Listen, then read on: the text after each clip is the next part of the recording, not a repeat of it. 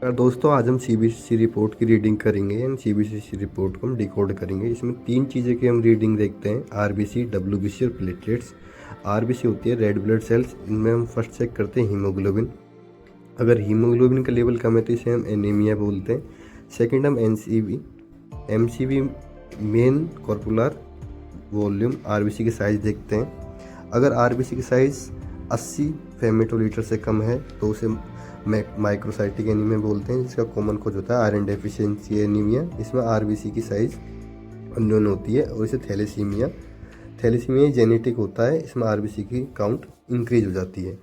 अगर एमसीवी 80 से 100 फेमिटोलीटर है तो इसे नॉर्मोसाइटिक एनीमिया बोलते हैं। इसका कॉज होता है acute blood loss, haemocytic anaemia anaemia due to CKD यानी क्रोनिक किडनी डिजीज़।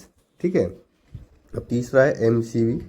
अगर 100 फेमिटोलीटर से ज़्यादा है तो उसे बोलते हैं मैक्रोसाइटिक एनीमिया। अब ये दो टाइप का होता है, मैगलोब्लास्टिक एनीमिया और non megaloblastic anaemia. Megaloblastic anaemia cause होता है विटामिन B12 डेफिशिएंसी और folate deficiency. Non megaloblastic anaemia इसका कारण होता है हाइपोथायराइडिज्म, एल्कोहलिज्म और लीवर डिजीज़। इंडिस डब्ल्यूबीसी वाइट ब्लड सेल जो इन्फेक्शन और इन्फ्लामेशन को सजेस्ट करती है, यानी अगर डब्ल्यूबीसी बढ़ेंगी तो इन्फ्लामेशन होगा हमारे शरीर में। इसमें दो चीज़ें देखते हैं, टीएलसी और डीएलसी। टीएलसी होती है टोटल ल्यूकोसाइट काउंट। अगर हाई टीएलसी है इसे बोलते हैं हम ल्यूकोसाइटोसिस। इसमें डब्ल्यूबीसी इंक्रीज हो जाती है, जो दर्शाती है ये कि हमारे शरीर में इन्फेक्शन और या फिर इन्फ्लामेशन है। अगर टीएलसी लो है तो इसे ल्यूकोपेनिया बोलते हैं। डब्ल्यूबीसी डिक्रीज हो जाती है। इसमें कोज ये डब्ल्यूबीसी डिक्रीज कब होती है, जब सीवियर सेप्सिस जो है बोन मैरो सप्रेशन हो। DLC differential leukocyte count. इसमें हम चार चीज़ें देखते हैं, न्यूट्रोफिल्स, लिम्फोसाइट, एसिनोफिल्स और मोनोसाइट। अगर न्यूट्रोफिल्स इंक्रीज है तो बैक्टीरियल इन्फेक्शन और अक्यूट इन्फ्लामेशन दर्शाती है। और लिम्फोसाइट इंक्रीज है तो ये वायरल इन्फेक्शन है, dengue, herpes etcetera viral infection दर्शाती है। और एसिनोफिल इंक्रीज है तो ये एलर्जी और अस्थमा या पैरासाइटिक इन्फेक्शन।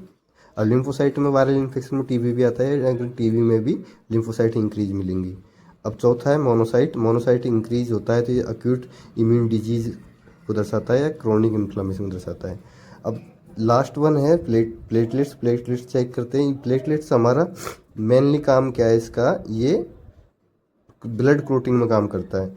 अब अगर प्लेटलेट्स डिक्रीज है तो इसे थ्रोम्बोसाइटोपिनिया बोलते हैं, जिसके कॉज होता है viral infection, malaria, aplastic anaemia. अगर प्लेटलेट्स इंक्रीज है तो उसे हम थ्रोम्बोसाइटोसिस बोलते हैं, जो अक्यूट इन्फेक्शन ब्लीडिंग को दर्शाता है। Thank you for watching.